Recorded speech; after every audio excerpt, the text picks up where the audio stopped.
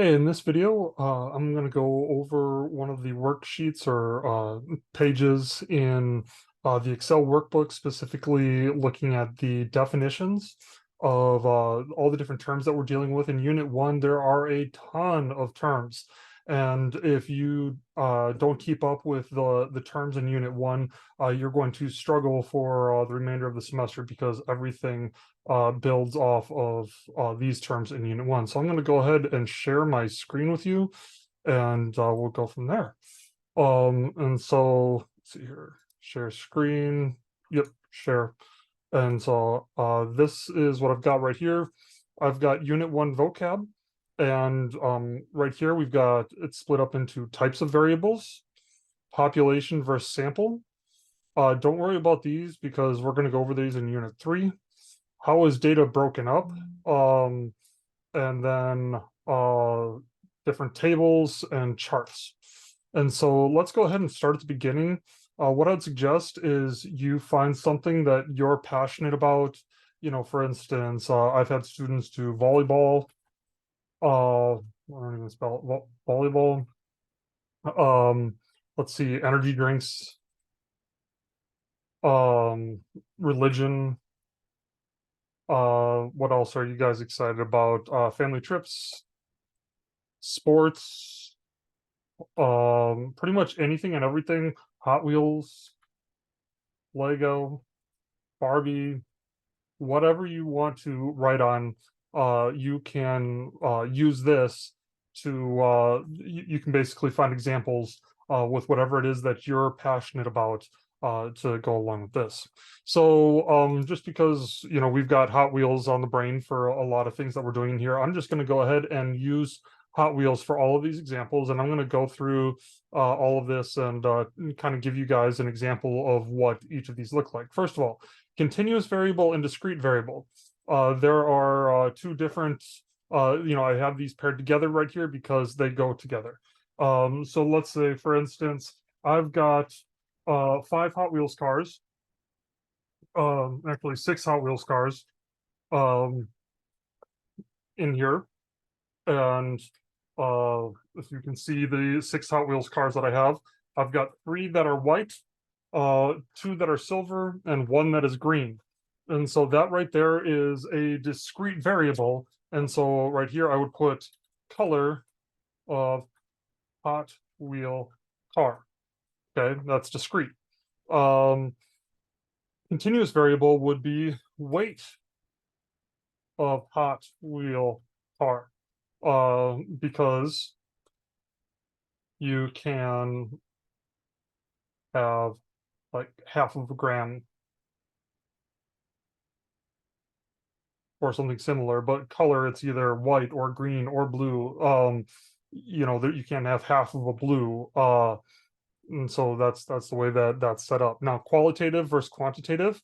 Qualitative is a nominal or ordinal variable coded assuming only non-numeric outcome categories. And like, for instance, a person's considered employed or unemployed. For this instance, once again, color is something. If I were to have, different types of cars, I would say, I've got uh 5 cars that are real cars, and right here I've got 3 cars that are like fantasy cars. And so like real versus fantasy versus concept, and just different types, what qualitative variable. Or for instance, I could have on a scale of 1 to 5, how um how much would you consider purchasing this car, something to that effect. So qualitative, once again, color of car or type of car, or the designer of Hot Wheels car. Quantitative category is anything that is represented with numbers, but more specifically, not just numbers that you can do math with. Okay. If I were to say on a scale of 1 to 10, how much do you like this Hot Wheel car? That's still qualitative. You can't do math with it. So weight, height, wheel width, anything like that, where you're dealing with actual numbers, year, manufactured,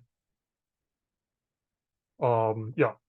So nominal data is data that you can only you can say that there's a difference between this and that, that there's a difference, and that's pretty much all that you can do is say, hey, there is a difference between this and that, and you can count the number of this and versus the number of that. And so once again, it's like, hey, uh, what uh, what color is it? Um, Color, designer, see other nominal things, uh, wheel type, uh, the series of the car, like is it in the I've got different series. This is the Hot Wheels Sports one. This right here is the drag strip series, and so they're just different.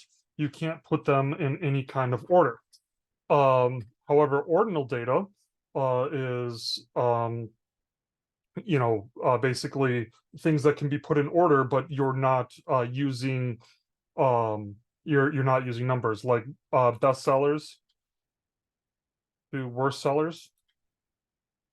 Um, the let's see here, ordinal. A lot of ordinal is like on a scale of 1 to 5, how much do you like this? How satisfied are you with your purchase? Um, things like that, like where it is on the pegs in the store. Is it closer to the aisle or is it further away? Is it on an end cap? Because if it's on an end cap, that means that they're trying to sell it more. But it's like, can you put it in some sort of logical order? Interval level of ratio, interval level of measurement, it does not have a meaningful zero. In other words, like uh time purchased, like time of day, uh year manufactured,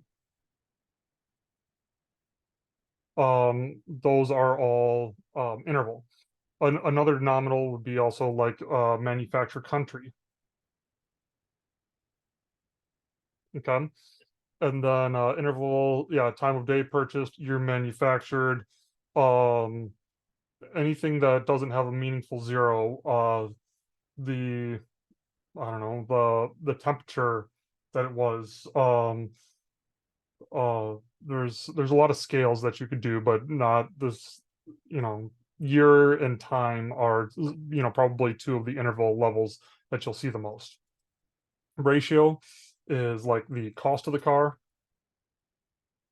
um weight, anything where you can have a fraction of something. So you can have a 52.6 grams, you can have 26 or $2.56, the length, so on and so forth. So dichotomous variable, the dichotomous variable is, like, for instance, it's either white or it's not. It can only be split up into two things. So another thing is, it's either Hot Wheels or it's not. Okay. Categorical variable is you're splitting things into categories. This is pretty much the same as like nominal for the most part. So splitting into categories of you know let's say premium cars versus basic cars. You just have two different categories, or cars that are fast versus cars that are slow.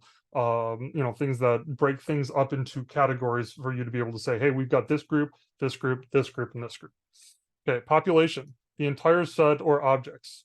Okay, so I have every car in the series of limited edition Corvettes. And That's true. I do, because there's only 7. They're right here. So let's open it up. I'm going to show you an entire population of Corvettes, and it only consists of 7 cars. Let's see here. We've got car 3 of 8. Oh, 8 cars. We've got 5 of 8. We've got 4 of 8. We've got 7 of 8, 8 of 8, and then let's see here, 6 of 8. Did I already have 4? Okay, 6. And then I still need 2. Let's see here, and 1. So now I have every single. I've got an entire population of Corvettes. Because I have every single Corvette in the series, so therefore I have an entire population. So I have the entire population of the limited series of Corvettes. Now, is there an even bigger population? Yes. But if I say, hey, how many cars are in this series? There's 8 cars in the series. Do you have every one of the cars? Yes. So I've got the entire population. Okay, a sample is a random selection of 50 cars from Walmart. Okay. A characteristic of the population is a parameter. The average cost of all Hot Wheels cars at Walmart is $1.72. I'm just making that up. It's probably fairly accurate because some of them are $5, some of them are $10, but the vast majority of them are $1.25. Okay. A characteristic about a sample, based on a random selection of 20 cars, the average price paid was $1.65. Okay, so I have a sample, and then you've got the population, and the big key there is you've got the average cost of all, and so you see the word all, and then based on a random selection or based on some cars, a random selection of 20 cars, the average price paid was $1.65. Descriptive statistics, you're describing something in the past. Okay, well, once again, you're just describing, hey, this is what it is. The first Hot Wheel car was made in 1968. Okay, that is a descriptive statistic. You're just describing the first year that the Hot Wheel car was made. Okay, inferential statistics is based on this year's sales of Hot Wheels cars. We expect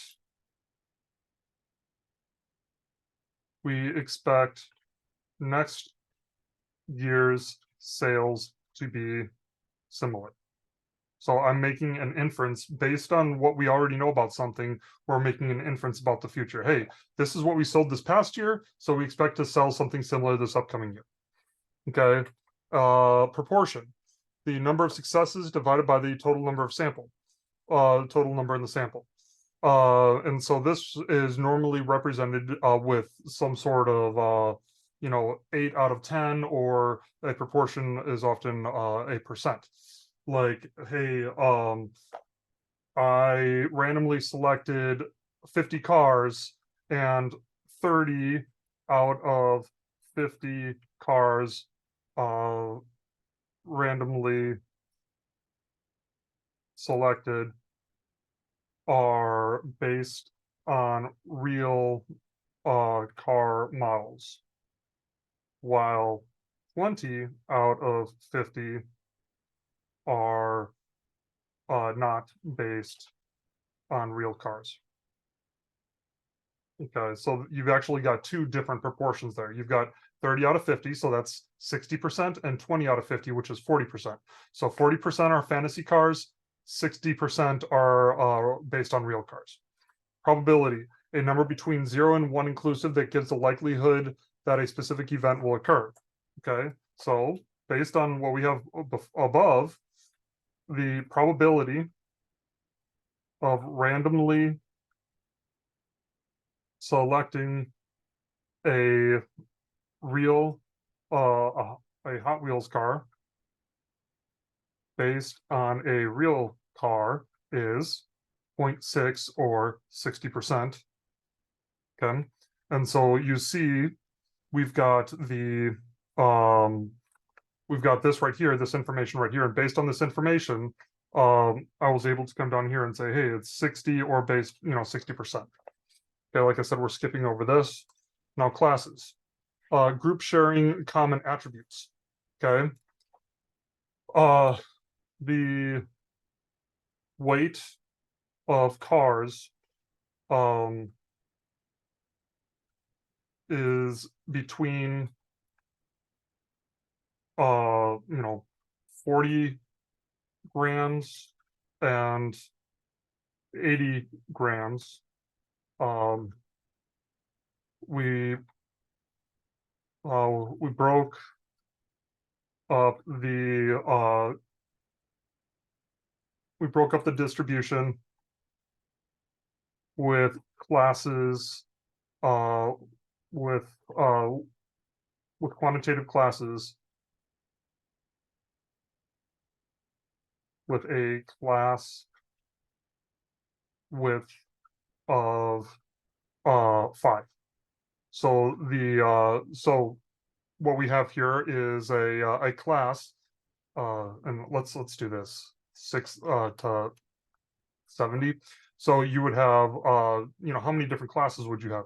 You would have 40 to 45, 45 to 50, 50 to 55, 55 to 60, 60 to 65, 65 to 70. So you have 7 different classes. Is that right? That seems 40, 50, 40, 50, 60. It should be 6 different classes. 6 different classes based on that. And so the first class, 40 to 45, they share a common attribute because they're all similar in the amount that they weigh. The next class of 45 to 50, they're all similar because they have a similar attribute. Similarly, you can have qualitative classes.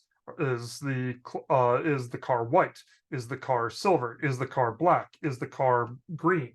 What class is it? And so it's broken up into different classes. Okay, class frequency is the number of observations in a class. So if you have white, white has 30 cars. Black has 15 cars. Okay. You have blue has 12 cars. And then silver, 14 cars.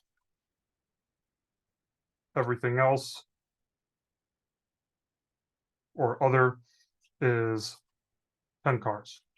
And so you've got the classes, these qualitative classes, and then you have the frequencies associated with them.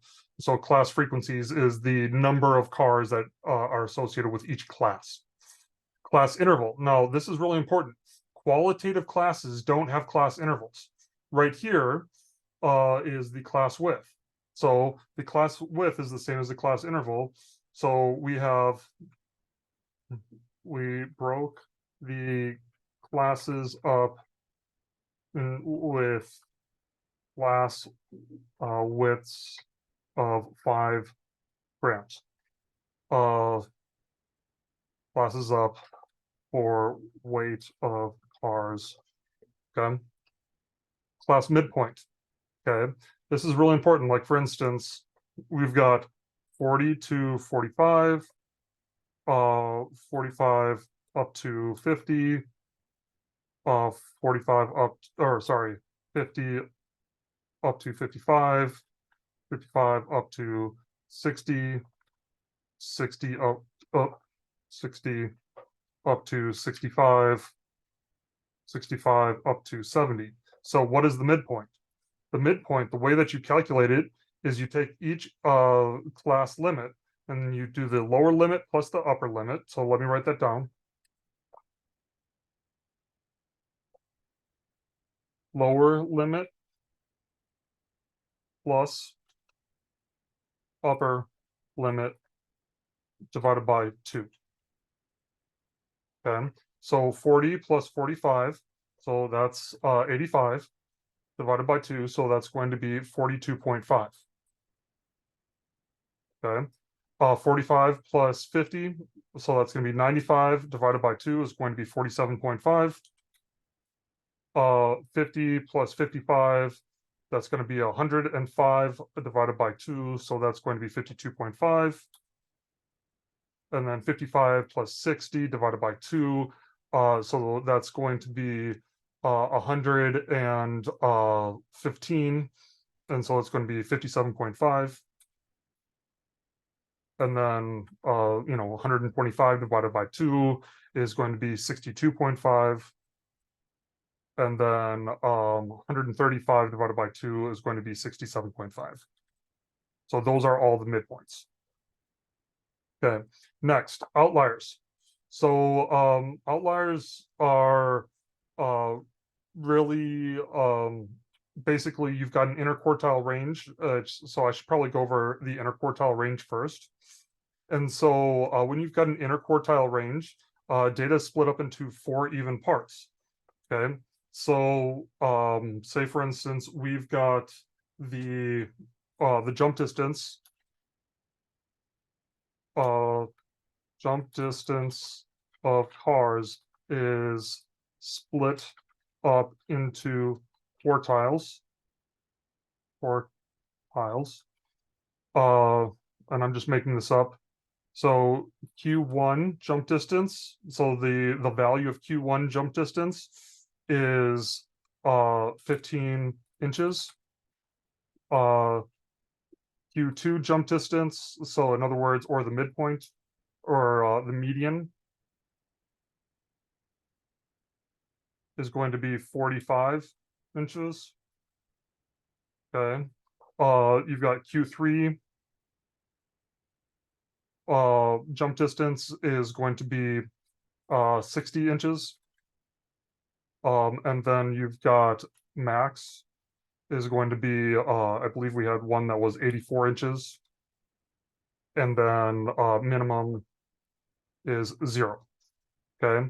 And so in order to get the interquartile range, we have a particular formula. The interquartile range is going to be Q3 minus Q1, because we want to know, especially with a box and whisker, what is the range between the Q1 and Q3? What is the interquartile range? And so it's 60 inches minus 15. So 60, whoops, 60, or Q3 minus Q1 equals 60 minus 15 equals 45 inches is the interquartile range. Okay. Once again, quartiles, the jump distance is split up into 4 equal parts.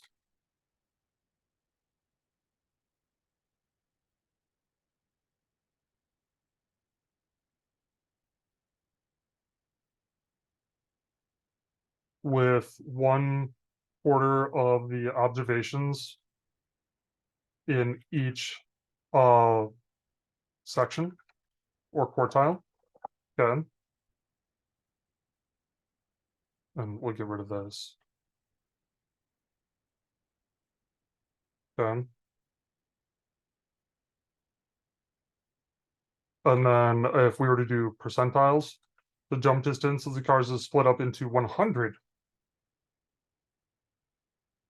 with 1 out of 100 observations in each section.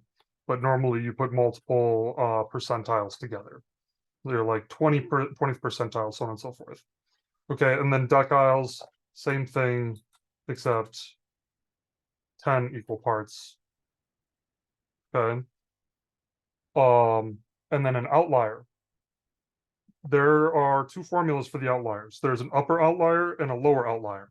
So we're going to use this data from right down here and do the upper outlier. So upper outlier is 1.5 multiplied by the IQR plus the value of Q3. Okay, so what is that? 1.5 times the interquartile range, which is 45. So what is 1.5 times 45? Equals 1.5 multiplied by 45. So that's 67.5.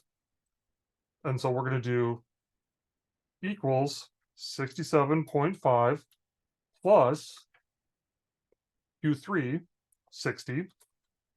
So the upper outlier limit is going to be 127.5. So anything, any jump longer than 127.5 is considered an upper outlier. Okay. And then you've got the lower outlier limit, and so we'll do that as well. And so we're going to do the same thing. So lower outlier limit is, we're going to change this up a little bit, Q1 minus 1.5 multiplied by the IQR. So we've got Q1. What is Q1? Q1 is 15. Okay, so what's 1.5 multiplied by the interquartile range? So we've got the interquartile range. We already calculated that as 45. So we have the interquartile range is 45. So it's 67.5 is 1.5 multiplied by the interquartile range. So it's going to be 15 minus 67.5. So any jump shorter than negative, let's see here, 52.5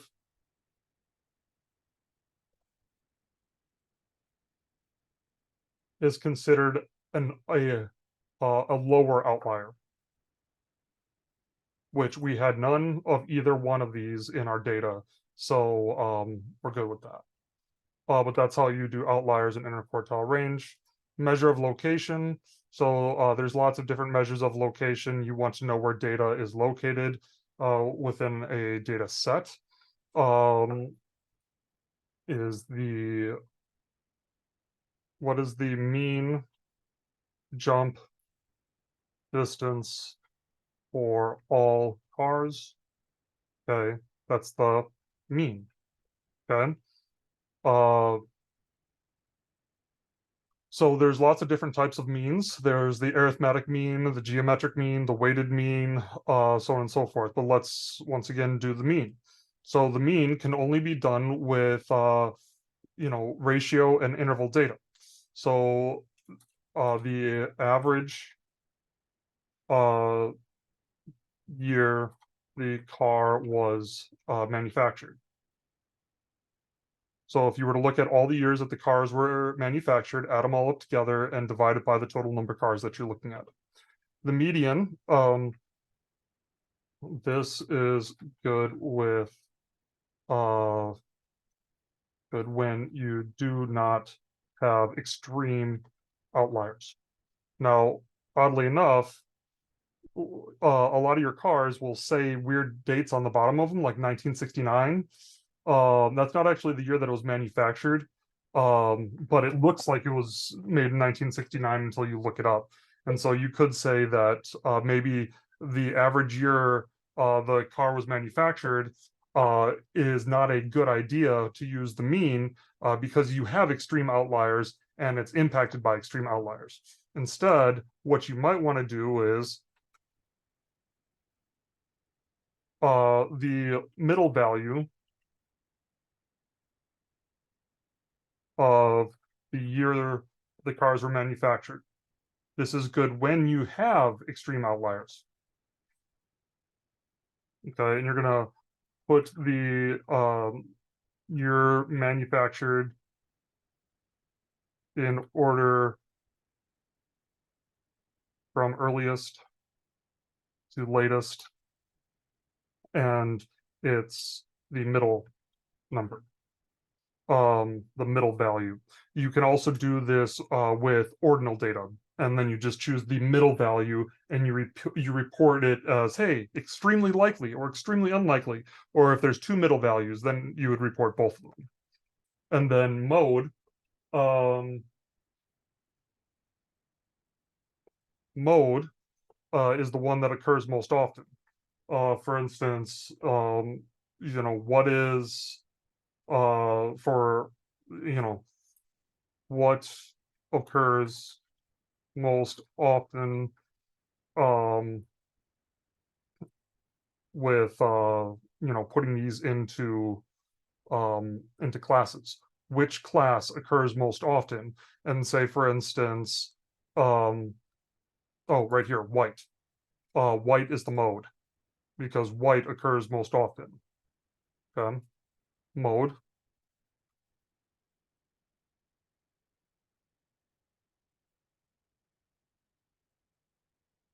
You could also do it with quantitative classes right here. And you could say, okay, say for instance, 55 to 60 occurs most often, then that would be the mode. Or you could have two modes if 60 to 65 and 50 to 55 both have the same amount and they're both the modes. That would be bimodal. Okay, measures of dispersion. How much does it, how much is data spread out? How spread out are the jump distances? Range, longest jump distance minus shortest jump distance gives you the range. Okay.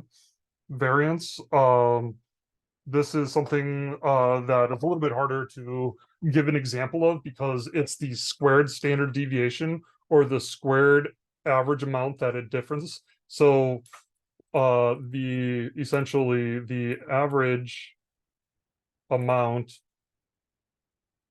that jump distance differs from the mean and square it. Or you can say the squared average amount. Okay, we don't really use this one that much. We use standard deviation a lot more. And so standard deviation, for instance, is like for instance, pretty much the average amount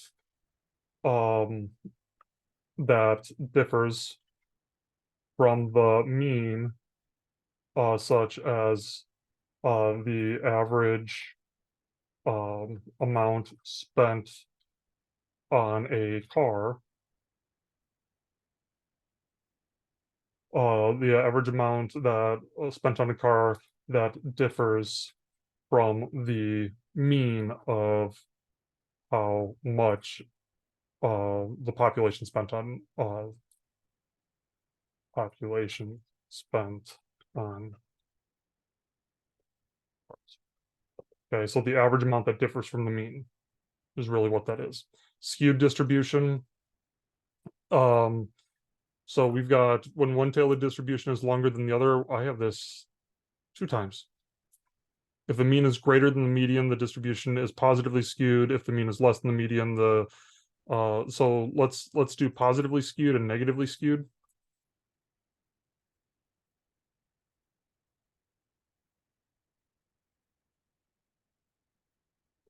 Okay. What you have right here with a positively skewed distribution, most cars jumped a shorter distance, but some cars jumped very long. Okay. And so you've got the high concentration on the lower end, and then you've got some outliers that are really skewing it and making it look like it's higher than what it actually is. Okay. Negatively skewed distribution. Um, you have let's see here. Most cars are about um 2.5 inches long, but a few cars are really short, making it look like all the cars are shorter than what they actually are. So you've got most cars that are on like the right-hand side or the upper, but then you have some outliers that you're like, hey, this car is really short, and I've got some of those cars that are really, really short. They're only 1 inch long, and a few students have those. And when you've got a few students that have those, it skews and it makes it look like all of them are shorter, when in actuality, the vast majority of the cars are almost the exact same length. Yeah, symmetrical distribution is when it's the same on both sides. Uh, like for instance, the whoops, the average. Let's see here. Um,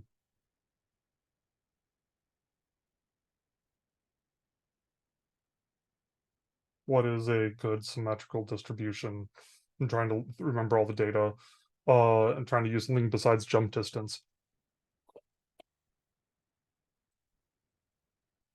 Okay, so um,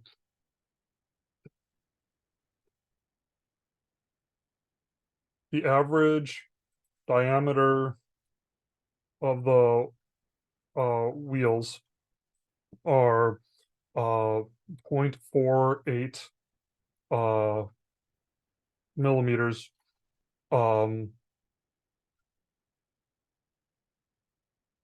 and the mode and median are also 0.48 millimeters. And uh, the diameter um, is equally dispersed on both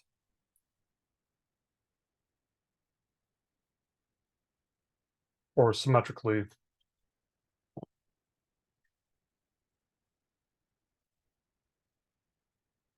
sides. Um, so because some of them are bigger, some of them are smaller, but the smaller and smaller that the wheels get, the fewer and fewer there are, and the larger and larger they get, the fewer and fewer those are as well. Okay. Frequency distribution list list of all the different classes of or classes of cars or series of cars, and the number of cars in each of those series. Okay. Um, the number of cars in each series compared to the whole, pretty much the same as a frequency distribution, but represented with what's it called? Represented with percentages. Okay. A contingency table is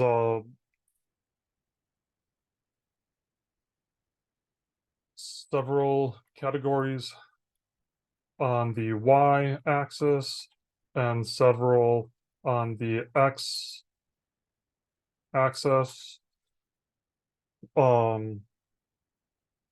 So you've got, for instance, um, On the x-axis, you could have jump distance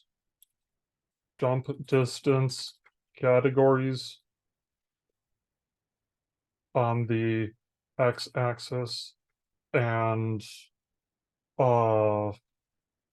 color of car on the y-axis, to see the intersection of to see if the jump distance is contingent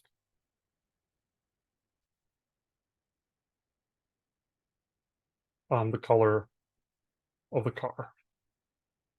Okay, bar chart used to display qualitative used to display frequencies of qualitative data such as the number of people in each class who brought a car on the first day of class, the classes of 8 a.m., 9:05, 10:10, 11:15 are on the x-axis, and the count is represented on the y-axis. Okay. We're not going to do the Pareto chart. Let's see. Okay. Pie chart. Great. Or display relative frequency of qualitative data such as the relative frequency of the color of the cars compared to all the colors. Okay. Histogram. Display the frequency of quantitative classes such as the number of cars for each class of jump distance, as noted above. So this one right here,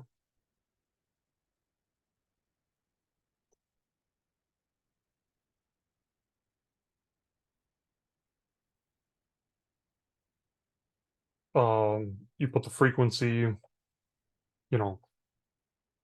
15, 25, 10, 12,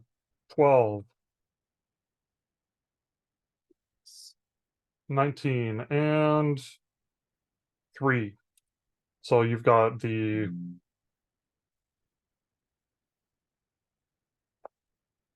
whoops. You've got the quant class of jump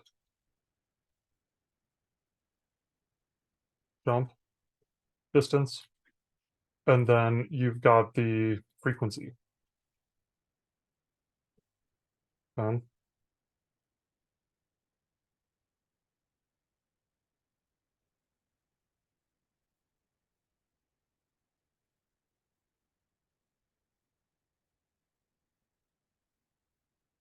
There we go. And so then you display this in a chart, and there is no spaces between each of these because they're touching 40 to 45. There's no meaningful gap between this class and this class, this class and this class, this class and this class. With the bar chart, there is a meaningful gap. Like between white, black, blue, silver, there's a meaningful gap. They're not touching. The 8 a.m., 9:05, 10:10, they're just 4 different classes. They're not touching. Frequency polygon, displaying multiple uh, histograms on top of each other, such as you know, frequency of 8 a.m. jump distances verse 9:05 verse 10:10 verse 11:15. Okay, cumulative frequency polygon. Uh, this is not something that you guys have to worry about as much. But basically, it's the same as this, but let me show you what the cumulative frequency polygon would be. Instead of having the frequency, you would have another column that says cumulative. And so it's still important to know how to do this. But so that you would start with 15, and then the next one, cumulative, is 15 plus 25. So this is going to be 40. And then we've got 50. And then we've got 62. And then we've got was that 71, 81, and then we've got 84. And so this right here is cumulative because it says, like, for instance, how many cars jumped under 60 inches? Well, this is cumulative, so it would be 62 cars would jump under 60 inches. And so that's cumulative right here. Box and whisker displays the quartiles of quantitative data. Also can have outliers and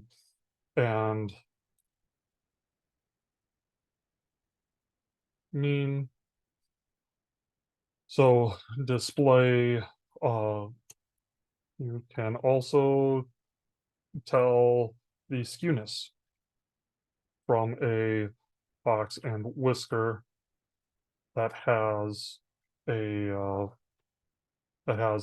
mean, such as box plot of car jump distances splits the distances into quartiles in a graphic representation. And then scatter diagram compares the relationship between two quantitative variables, such as cost of car versus jump distance. You would have cost of car on the y-axis, jump distance on the x-axis. You would match them up and you would see, is this positively weighted when the e.g. as the cost of the car goes up, the jump distance goes up.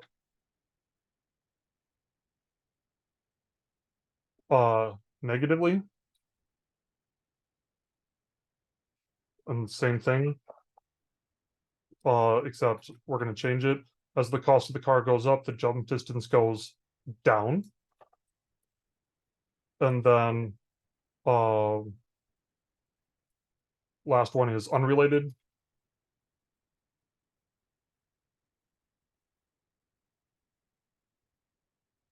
As the cost of the car goes up, there is no noticeable difference or pattern in the jump distance.